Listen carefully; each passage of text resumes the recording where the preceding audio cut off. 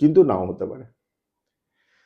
দ্বিতীয় কথা হচ্ছে আপনার রাশি থেকে কিন্তু কেতু বেরিয়ে যাবে নভেম্বরে। হ্যাঁ হ্যাঁ, তো রাহু কেতু ট্রানজিট 1.5 বছরের হয়। রাহু কেতু ট্রানজিটের শেষ 6 মাস আর প্রথম 6 মাস কিন্তু খুব ভাইটাল। যদিও রাহু কেতুর প্রত্যেক রাগ ইগোকে আপনাদের কন্ট্রোল করা দরকার এবং নতুনভাবে নতুন প্ল্যানিং এর সাথে এগিয়ে যাওয়াটাও কিন্তু খুব ইম্পর্টেন্ট। অহংবোধ থাকা ভালো, কিন্তু সেটা অতি মাত্রায় থাকলে সেটা কিন্তু। নমস্কার, ওয়েলকাম টু হ্যালো অঞ্জন। আপনাদের সবাইকে স্বাগত জানাই। আমরা আছি আবার এই বুধবারের জ্যোতিষ বিভাগে রাজঋষি ডক্টর সৌভিক ঘোষের সাথে। আমরা রাশি নিয়ে আলোচনা করছিলাম। আগের সপ্তাহ আমরা কথা বলেছি মিথুন আর কর্কট নিয়ে। এবার আমরা আগে যাই। তো স্যার, যদি পরের গুলোকে নিয়ে কথা বলি। 2026 এই বছরটা সূর্য প্রধান বছর। তো এই বছরটা যে কোনো কিছু নতুন শুরু করার জন্য খুব ইম্পর্টেন্ট বছর, যেটার কন্টিনিউয়েশন অঞ্জনবাবু আপনি লং টার্ম প্ল্যানিংয়ে অনেক এগিয়ে যেতে পারবেন। এখন ব্যাপারটা হচ্ছে আমরা অলরেডি 4টে রাশি নিয়ে কথা বলেছি। আজকে যে রাশিটাকে পার্টিকুলারলি কথা বলবো তারই বছর এটা, সেটা হচ্ছে সিংহ রাশি। সিংহ রাশির জাতক জাতিকাদের এই বছরটা 2026টা একটা জায়গায় খুব সাবধানতা অবলম্বন করা উচিত। সেটা হচ্ছে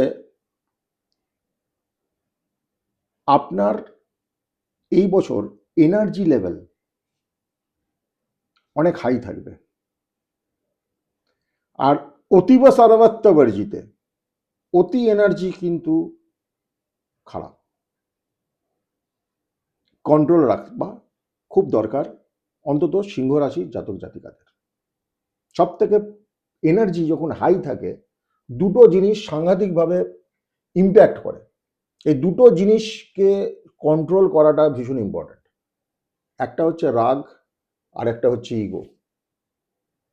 রাগ আর ইগোকে যদি 2026-এ কন্ট্রোল না করতে পেরেছেন এবং তাকে প্রপার চ্যানেলাইজ না করতে পেরেছেন, তাহলে কিন্তু আপনারা নিজেদের হাতে আপনাদের অনেক অপরচুনিটি নষ্ট করতে পারেন। It is very very important thing to note down. রাগ ইগোকে আপনাদের কন্ট্রোল করা দরকার এবং নতুনভাবে নতুন প্ল্যানিং এর সাথে এগিয়ে যাওয়াটাও কিন্তু খুব ইম্পর্টেন্ট। অহংবোধ থাকা ভালো, কিন্তু সেটা অতি মাত্রায় থাকলে সেটা কিন্তু আমাদের জীবনের অগ্রগতিতে কোনো না কোনোভাবে বাধার সৃষ্টি করে এবং অগ্রগতিতে বাধা সৃষ্টি করলে ন্যাচারালি আবার ঘুরে আপনার ইরিটেশন আসবে, আপনার রাগ আসবে। কিন্তু কারণটা সেটা না, কারণটা ছিল আপনার স্টাবারনেস, আপনার জেদ, আপনার তেজ। আমি যেটা বোঝাতে চাইছি, জেদ তেজটা সিংহ রাশির জাতক জাতিকাদের এবছর ভীষণভাবে কন্ট্রোল করা দরকার। আপনি বিশ্বব্যাপী রাজনৈতিক প্রেক্ষাপটে অনেক কিছু দেখতে পারবেন এই বছর। কারণ শাসক বা শাসন এই বছর কিন্তু একটা ইম্প্যাক্টফুল, আমি শুধু ভারতবর্ষ বলছি না, আমি সমস্ত পৃথিবীতে বলছি, কোথাও না কোথাও। এবং আপনি যদি দেখেন, অলরেডি আমাদের 2-3 সপ্তাহ হয়ে গেছে, পার্শ্ববর্তী দেশ বা আমাদের এখানেও অনেক রকম কিন্তু পরিবর্তন শুরু হয়ে গেছে এবং অনেক কিছু আপনারা রাজনৈতিক প্রেক্ষাপটে কিন্তু এদিক ওদিক হওয়ার সম্ভাবনা আছে। তার থেকে ইম্পর্টেন্ট ব্যাপার যেটা, সেটা হচ্ছে রাজনীতি তো রাজনীতির জায়গায় রইল, ব্যক্তি জীবনে আপনাদেরও একটু ডিপ্লোম্যাটিক হওয়াটা খুব প্রয়োজন। 2026-এ সিংহ রাশির জাতক জাতিকারা চট করে কাউকে বিশ্বাস করবেন না। আপনারা ভুল জ্ঞানের শিকার হতে পারেন। এখন ভুল জ্ঞানের শিকার কি? আপনার কাছে যে অপরচুনিটিটা এলো সেটা আপনি যদি ঠিক করে বিবেচনা না করে আপনি এগোন, তাহলে এতে আপনার ক্ষতি হতে পারে। সবসময় সোর্সকে যাচাই করাটা এবছর আপনাদের জন্য ভীষণ ইম্পর্টেন্ট। কে বলছে আগে করেছে ভালো আমার, তার মানে এবারেও ভালো করবে, এই ভ্রান্ত ধারণা থেকে বেরোনো উচিত। ওই বলে না ছোট করে অ্যাস্টারিক দিয়ে terms and condition, terms and conditions গুলো খুব ভালো করে যাচাই করুন, বিচার করুন। কারণ এত বেশি আপনি হাই এনার্জিতে থাকবেন, আপনি ধরেই নেবেন কি সবকিছু ঠিক হবে, কিন্তু নাও হতে পারে। দ্বিতীয় কথা হচ্ছে আপনার রাশি থেকে কিন্তু কেতু বেরিয়ে যাবে নভেম্বরে। হ্যাঁ হ্যাঁ, তো রাহু কেতু ট্রানজিট 1.5 বছরের হয়। রাহু কেতু ট্রানজিটের শেষ 6 মাস আর প্রথম 6 মাস কিন্তু খুব ভাইটাল। যদিও রাহু কেতুর প্রত্যেকটা ডিগ্রি ম্যাটার করে, প্রত্যেকটা ডিগ্রি ম্যাটার করে, প্রত্যেকটা নক্ষত্রতে কি চরণে রয়েছে সেটা ম্যাটার করে। খুব একটা মানুষের সমস্ত কিছু বলা যায় যদি শুধু তার রাহু কেতুকে অ্যানালাইসিস ঠিক প্রপারলি করা যায়। তো সিংহ রাশির লোকেদের এই জায়গাটাতে কিন্তু সাবধান হওয়া দরকার। সাবধান হওয়া দরকার আরেকটা জায়গায়, সেটা হচ্ছে অতীব কোনো কিছু থেকে নিজেকে দূরে রাখুন। যেমন মানে অতীব অতীব বলতে আপনি ছেলের বিয়ে দিচ্ছেন, আপনি অত্যাধিক খরচা করে বাইরে গিয়ে আপনি করছেন, দূরে থাকুন। লোকের অ্যাটেনশন পাওয়ার যে প্রবণতা, এইটা থেকে কিন্তু আপনাকে বিরত থাকতে হবে। আপনি ঘুরতে যাচ্ছেন লোন করে, আপনি নিয়ে নিচ্ছেন একটা গাড়ি, একটা বাড়ি, কিন্তু আপনি চিন্তা করছেন না আপনার সোর্সিংটা বা ইএমআইটা ভবিষ্যতে। হঠাৎ করে ডিসিশনটা এটা কিন্তু আপনাকে ভোগাতে পারে 2026 সিংহ রাশি।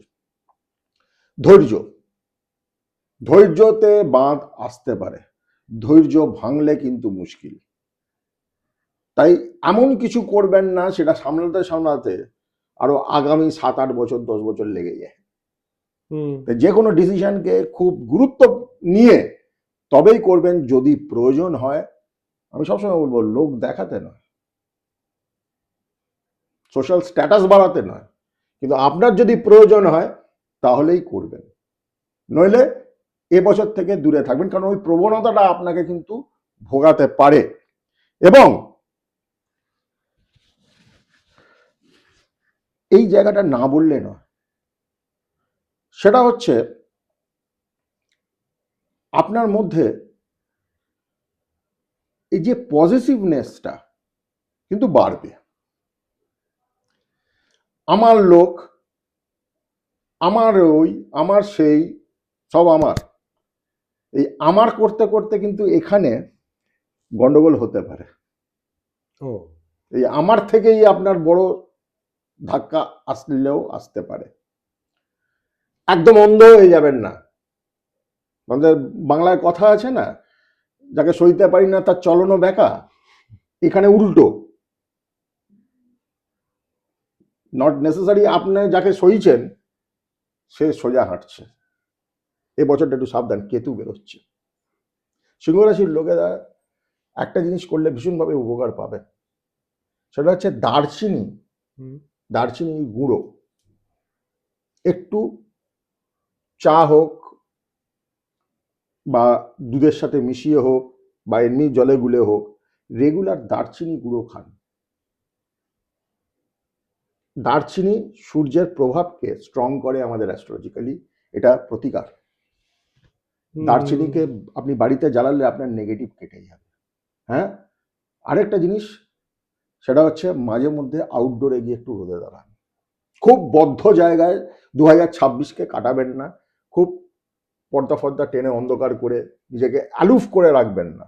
যত আউটডোরে থাকবেন আপনার ওপর ইম্প্যাক্ট কিন্তু হাই এনার্জির ইম্পালসিভ ইম্প্যাক্ট আমি বলছি। এটাকে কন্ট্রোল করাটা তো খুব ইম্পর্টেন্ট ব্যাপার। অঞ্জনবাবু, একটা বড় ফেরারি গাড়ি কিনে নেওয়াটা বড় কথা না, গাড়িটাকে চালানোটা বড় কথা। হ্যাঁ, তো ওই জায়গাটা এক্সেসিভ এসে গেলে তখন গন্ডগোল করতে শুরু করে। এর সাথে সাথে আরেকটি রাশি, সেটা হচ্ছে কন্যা রাশি, ভার্গো। ভার্গো পরেই যেটা আসে, এক্স্যাক্টলি, ভার্গো বা কন্যা রাশি, একে ফল্গু নদী বলা হয়। ওপর থেকে দেখলে কিছু বুঝতে পারবেন না, তলে ওর স্রোত থাকে। এবং মাথায় রাখতে হবে কন্যা রাশির জাতক জাতিকাদের কি আপনাদের দ্বাদশপতি হচ্ছে সূর্য, তার বছর এটা। এক্সপেন্সের দিকে প্রচণ্ডভাবে আপনি নজর দিন 2026। এই সময় আপনাদের কিছু বিশেষ বিশেষ গুণ আপনাকে বিপদে ফেলতে পারে। ও ইয়েস, যেমন যে কোনো জিনিসকে ওভার ক্রিটিক্যালি যদি আপনি চিন্তা ভাবনা করতে শুরু করেন, এটা আপনার জন্য ক্ষতিকারক। 5 টাকার সমস্যার সমাধান 5 টাকা, সেটা যদি চিন্তা করে অঞ্জনবাবু আপনি 50 টাকা বানান, 45 টাকা আপনি খুঁজে পাবেন না, বিকজ দ্যাট ডাজন্ট এক্সিস্ট, নাকি? দ্বিতীয় জিনিস হচ্ছে এই বছরটা অন্তত কোয়ান্টিটির দিকে নজর দেওয়া। 2026টা কন্যা রাশির জাতক জাতিকাদের জন্য বিশেষভাবে শুভ হবে। পারফেকশন করতে গিয়ে, পারফেক্ট করতে গিয়ে, আমার কাজের মধ্যে পারফেকশন আনতে গিয়ে আমি কিন্তু অনেক অপরচুনিটি মিস আউট করে যেতে পারি। আমাকে একটু নিজের গণ্ডি থেকে বেরিয়ে চারদিকে একটু চেয়ে দেখাটা এবছরটা খুব ইম্পর্টেন্ট কন্যা রাশির জাতক জাতিকাদের জন্য। কারণ আমি আবার বলছি, দ্বাদশপতির বছর এটা, ঠিক আছে? এবং আপনাদের মধ্যে 100% একটা জিনিস বাড়বে, সেটা হচ্ছে এই ওভার ক্রিটিক্যাল এবং ওভার থিঙ্কিং এর জন্য হোয়াট ইফ, এটা হলে কি হবে, ওটা হলে কি হবে, ওটা হলে, এটা যদি এরকম হয় তাহলে কি হবে, আমার কি হবে, এইগুলো থেকে বিরত থাকুন। এগুলো সব মনের খেলা হবে এবছর। হ্যাঁ, এটা খুব ভালোভাবে আপনি আপনার ফলে ঘোরাতে পারেন যদি একটু স্পিরিচুয়ালিজম এর দিকে আপনি যান। ধ্যান, ক্রিয়া, যোগ দারুণ কাজ করবে। কন্যা রাশির যোগ ব্যায়াম যা কি ভালো কাজ করে, মানে এটার কোনো সাবস্টিটিউট নেই কন্যা রাশির জন্য। কিন্তু নিজেকে কন্ট্রোল রাখাটা, নিজেকে, ও বেশি বলে দিচ্ছিস, একটু থাম, বেশি বলে দিচ্ছিস, নিজেকে কন্ট্রোল রাখাটা is very important.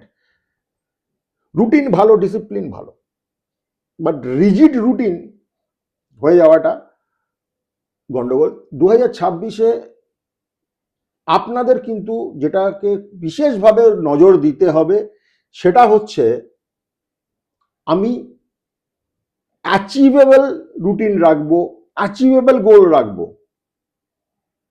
Energy high, বুধের রাশি কন্যা রাশি, এনার্জি হাই, সূর্যের সঙ্গে একটা কিন্তু সম্পর্ক রয়েছে, ভালো সম্পর্ক। এই অতীব রুটিন ওরিয়েন্টেড হয়ে গেলে কি হবে না, আলটিমেটলি আপনি নিজেকে রিজিড করে ফেলবেন। আমি একটা দিন খুব ভালোভাবে 10টা কাজ করতে পারি, আমাকে সেটা 12টা করার দরকার নেই। রিল্যাক্স করুন, একটু এনজয় করে এগোন, বেশি রেজাল্ট পাবেন। কন্যা রাশির এরা না ইমোশনাল খুব রেস্টুরেন্ট হয়, খুব বাচ্চা টাইপের হয়, একটা নিজের গণ্ডির মতন মধ্যে থাকতে খুব পছন্দ করে, সেই গণ্ডির ভেতর কাউকে এন্ট্রি দিতে পছন্দ করে না। আপনার কাঁদতে ইচ্ছা করছে কাঁদুন, হাসতে ইচ্ছা করছে হাসুন, আনন্দ করতে ইচ্ছা করছে আনন্দ করুন, একা থাকতে ইচ্ছা করছে একা থাকুন, এতে কোনো ক্ষতি নেই। কাঁদাটা বা চোখে জল পড়াটা it's nothing weakness, nothing to do with weakness. এটা একটা শক্তিরও পরিচয়। আপনি আপনার নেচার বিরুদ্ধ কাজ 2026-এ একটু সামলে চলুন।